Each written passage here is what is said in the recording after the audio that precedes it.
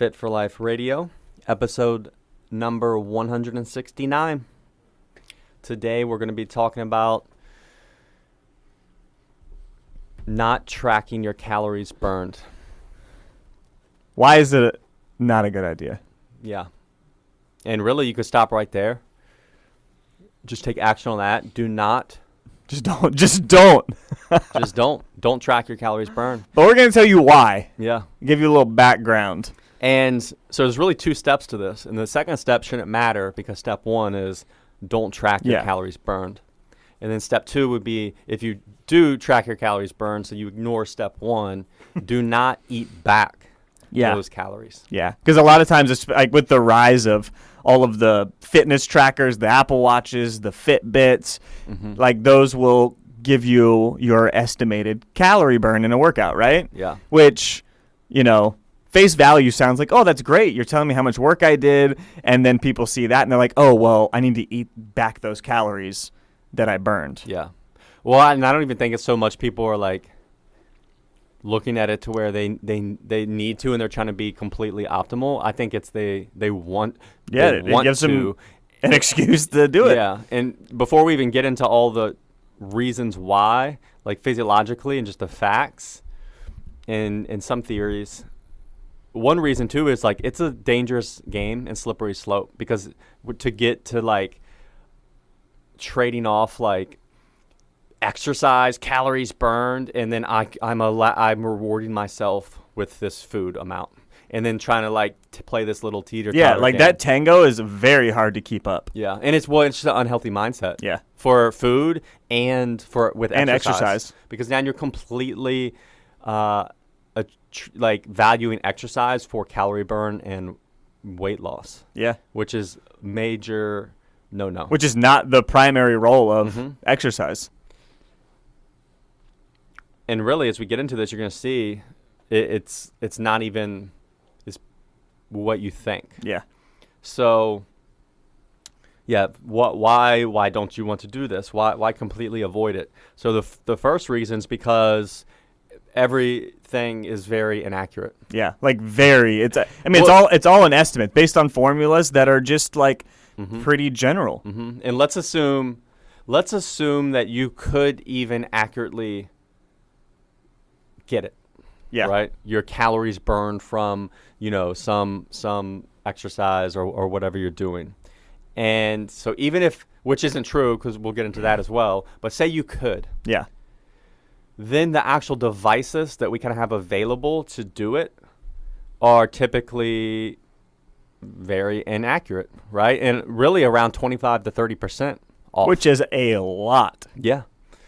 I mean, if it's telling you burn, you can look at it as like basically almost a third, right? Yeah. So if it says you burned 900 calories, which is a lot, you only could have burned 600. Yeah. Or even less. Yeah. But or if just you burned to keep it 300, simple. it was only 200, right? So ultimately, they're just very imprecise, right? The watches, first of all, the watches and stuff are normally going off of your body weight and just like activities, and like Will said, putting in little formulas, and then some of them can track your heart rate, which will give you maybe a little more accurate indicator.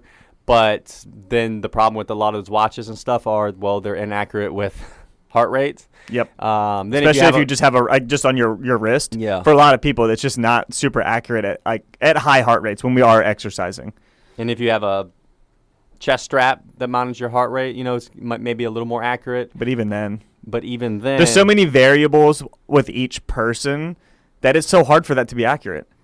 Yeah. And so right there, okay, whatever you're using is wrong and off. Yeah. So that means like then trying to eat back food, you're just it's just messy, It's very messy. It's not accurate. Yep. So that's one layer. Now let's unpack the layer of, first of all, though, our bodies are super complex and complicated. They're still learning a lot. Yeah, it's not just like energy out, energy in, and that's the end of the story. Yeah. In terms of it's just this clean exchange of, out and in. It is calories out and calories in, but then how our body so arrives at both of those. So much under the hood of how that happens. Yeah. And for one, which they're learning through studies of people's metabolic rate, calorie burn, activity levels, is that our bodies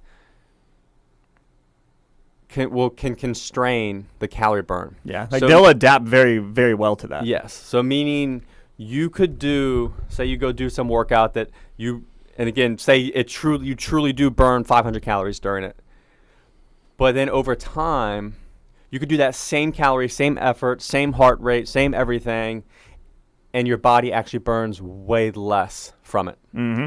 From that exact specific workout. And for one is, as we get in better fitness levels, you'll burn less. Your body becomes more efficient. Yeah, you just get better at it. It's the whole point. But even over time, there's this constraining that happens. And then the other factor is there's seems to be constraining that goes on over the course of the whole day, right? And this one, there's a book called Burn by Herman Pontzer, and he's studies metabolisms in humans and all that, and it's like his life's work, right? And he, again, the book's gonna have way more detail, but essentially he'd spent like tons of time, 6 months at a time with the Hadza, which is a tribe in Africa, one of the last remaining hunter-gatherer tribes. Did like double labeled water isotope method of tracking metabolisms. Did it for a bunch of these hunter-gatherers who are walking, 10 miles a day. Yeah, they walk a ton. Digging, carrying stuff, hunting, tons of physical manual labor. Checked, their calorie burn. Then he also compares it to, does the same thing, but for like American or British office workers, so super sedentary. So the complete opposite of the Hadza tribe. And the results come back. And then he's also only comparing to say 160 pounds Hadza person to a 160 pound office worker, so that it was even. And the calorie burns were essentially the same. And he actually thought there was a mistake the first time because he thought for sure it was going to show that these hunter-gatherers burn way more calories because they're way more active. Mm-hmm. And they don't. And he redid the test, sent it back, and then it came back and it's still the same, and he was like, oh, okay, wow. Then he even went and tested triathletes and traveled with them across the country to events and getting their daily calorie. And the amount of, and they were doing tons of training and tons of endurance work, and the amount of calories they should have been burning, it wasn't adding up because there was no weight loss. And again, essentially there's some major constraining and adaptation going on. So their body's just better at those activities. Yeah, and they can't even describe the mechanisms, but essentially what we're getting at is that for the most part, our bodies like to burn the same amount of calories every day. We like the homeostasis, man. Yep, there's homeostasis, and our body will do whatever it needs to and can to try and keep that the same. Mm-hmm. So in a perfect example, what happens is, you ever notice how, I'm going to go do this crucial, hardcore workout. So you go knock out this killer workout and your watch tells you burn 700 calories. And again, let's say you did burn 700 calories. But then you ever notice then the rest of the day, you're like, oh, I'm just spent, and maybe you spend more time on the couch. There's subconscious, our NEAT lowers, which is, you can't really control. It's like natural subconscious fidgeting. Mm-hmm. Maybe like walking around, you naturally gravitate to sitting more. So then even though, yes, you burn, say, 700 calories in that hour with the hardcore workout, over the course of the day, you end up burning less calories. So your body's kind of trying to regulate and get you to homeostasis. You burn less calories through NEAT and other things, to where by the time that day is done, it's a wash. It's the same as it would have been. It's the same as, say, the day before. You just went on a little walk and only burned, say, an extra 200 calories in an hour. Mm-hmm. But then the rest of the day, say you're almost, you notice how you may feel more invigorated, and then you're out fidgeting more. You start doing, hey, I'm going to clean the house, and you're moving around more. And again, so your NEAT kind of goes up. If you know me, you know I'm always on the run, up early and home late. So having a 3-hour morning routine isn't really in the cards for me. What is in the cards is AG1. It's a fast way to get vitamins and minerals I need to perform. I first gave AG1 a try because I wanted a single solution that helps support my entire body by filling in nutrient gaps and simplifying my morning routine. Since drinking AG1 daily, I've always felt strong and energized and ready to attack the day. Not only does AG1 deliver my daily dose of vitamins, minerals, pre- and probiotics, and more, it's a powerful, healthy habit that's also powerfully simple.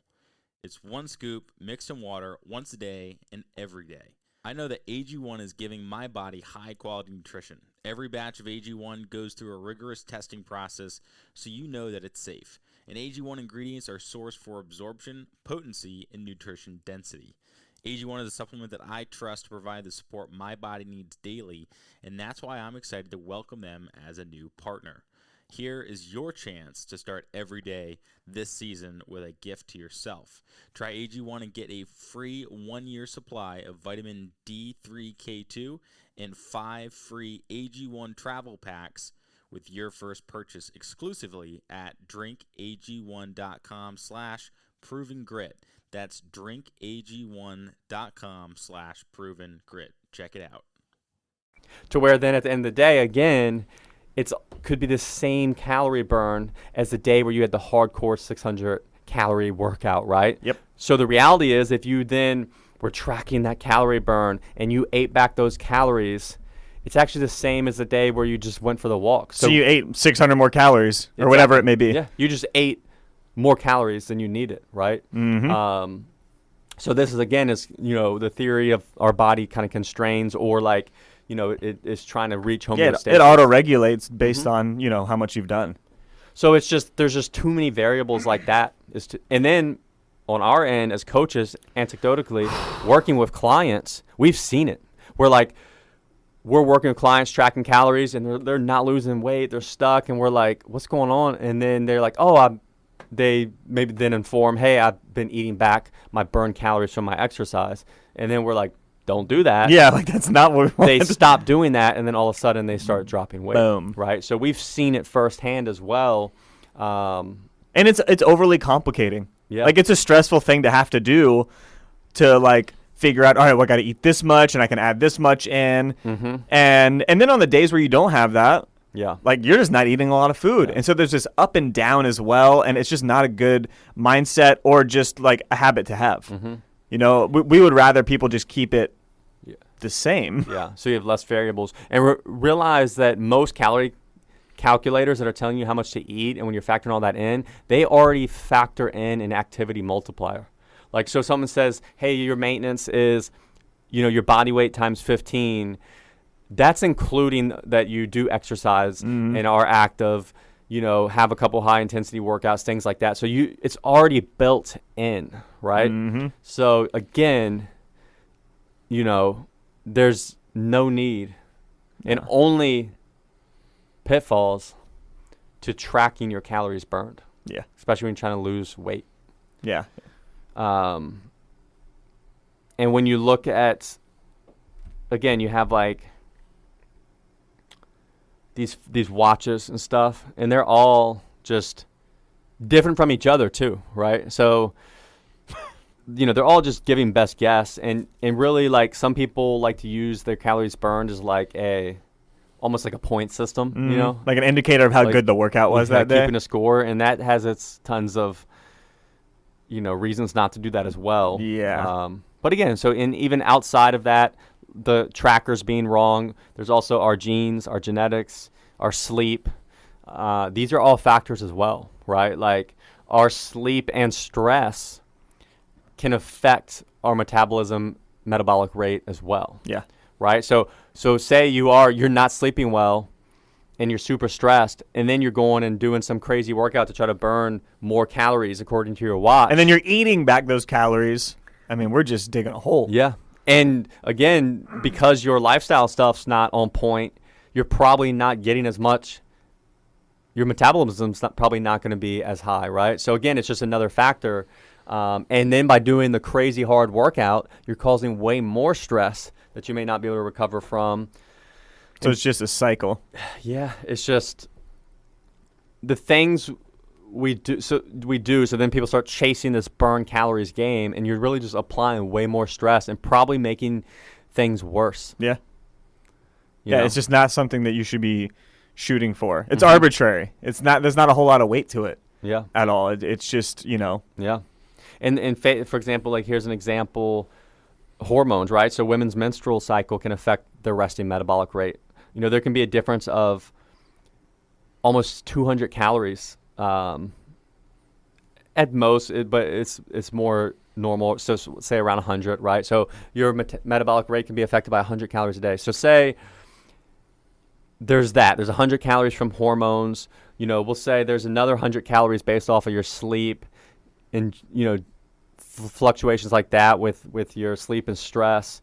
So there's like 200 calories right there. And then say we know there's a 30%. 15 or 10, 20 to 30% thing with the tracking. So right there, you could be easily 400 calories off.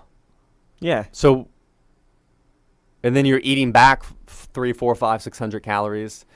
But again, hopefully you see where it's just it's just not worth it to do.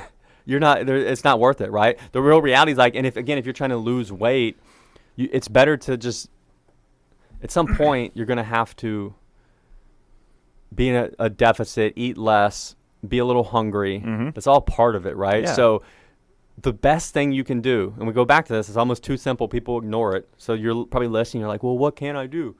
You got to track your body weight. Mm-hmm. That gives you the indicate. You're in a calorie deficit if you're losing weight. Yep. If you're not losing weight, you're not in a calorie deficit. So how much should you eat? Now, if you want to be super meticulous, you track your calories in because we can control that. And Yes. even that's going to have a little there's an error in that.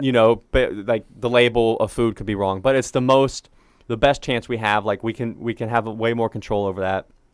So you track your calories in and you track your body weight, right? So say you're eating 2,500 calories a day for 2 weeks and your body weight doesn't go up or down on average. Well, hey, 2,500 calories is about maintaining my weight. Mm-hmm. So then you lower, if your goal is to lose weight, your calories. So then say you go down to 2,000 calories. Now track that for 2 weeks. Track your body weight and average for 2 weeks. Daily, get that weekly average. And then, hey, if you're losing weight, guess what? You're in a calorie right deficit. spot. Like, that's where you want to be. So, And you never had to check what your watch tracker calories said. because then what if you were doing workouts that say you were burning 500 or 600 calories, so then you eat it back. Now you're eating 2,500 calories, but the reality is you're probably just going to maintain your weight there. Because like we said, just because it says you're burning an extra 500 calories, there's probably some constraining going on, and your body's keeping everything pretty similar, right? So just focus on the calories in side of the equation, not the calories out. No. Because it's way more complicated. And the chances are, and it's good to do this, but most people have a pretty set amount of movement they do every week. Like most people generally, when they get into a routine, work out the same amount of days, do similar things. So like that variable is not really going to change for most people. So you don't have to worry about it. Just as long as your activity level stays pretty stagnant or, the same, then just worry about how many calories you're eating. And that's it. And then change. So then you're not trying to adjust 5 variables at once. Yep. You want to really adjust the least amount of things possible or have to worry about the least amount of variables possible. Yeah. And a deeper, more psychological thing is, which is crazy, is like people will do anything to avoid eating less food. Yeah. So they would rather go physically suffer by putting themselves through a punishing, calorie burn workout to avoid so that they can have whatever that extra food or meal. Less. So that, if you're doing that, that's a different issue to address. Mm-hmm. Yeah. It is. Exercise should not be punishment. Right? It never. Exercise is like empowerment and, celebrating what you can do and getting, more able and not just hey, I need to beat myself into the ground so I can eat these Pop-Tarts later. Yeah. Just shouldn't be the trade-off. Yep. And again, they typically see too, so if you're consistent, kind of almost like maybe even an endurance athlete, or you do a consistent amount of extra cardio, then the calorie burn is definitely even less, especially over time, because again, your body gets very efficient. Yeah, it adapts to the stimulus. So if you do want to use calorie out, a little bit of extra cardio or exercise to burn calories. It's really only seems to be effective if you don't do it normally, so you kind of save it and you use it for a short amount of time, right? And really you'd want to do this when you're at plateaus or you get really lean and it gets harder and harder. Mm-hmm. And then you could, now let me add in some conditioning. And initially there will be an extra calorie burn, but then our body kind of adapts. And this is also in the book Burn with Herman Ponzer. It talks about where they would see that, but then over time the body kind of again evens out. So it's more a tool in the toolbox that should be used short term. Yep. If that is the way you're trying to use it, right? But yeah, if you're someone who always goes like running or biking, and like pretty much you're going to get very good at that. Your body's going to get very efficient. Yeah. And the amount of calories you're truly burning extra is probably way less than whatever the little formulas and watches tell you you're burning. Yes.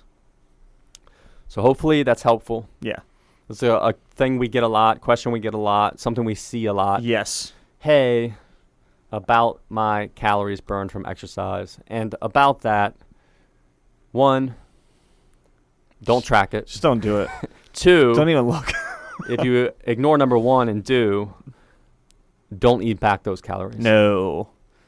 Like, hey, if you want to acknowledge it, that's fine. Yeah. I don't think you should, but that's, it's up to anybody to do. But just keep the food out of it. Yep.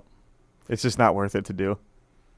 All right. So hopefully, if that's something you've thought of or a question you had, it gives you some insight. It's a different perspective. Yes. And we appreciate you for listening. Yeah. We'll catch you next time. See ya. As always, thanks for listening, guys. If you want to learn more, check us out at coastalfitnessva.com or garydeagle.com. We'll see you next time.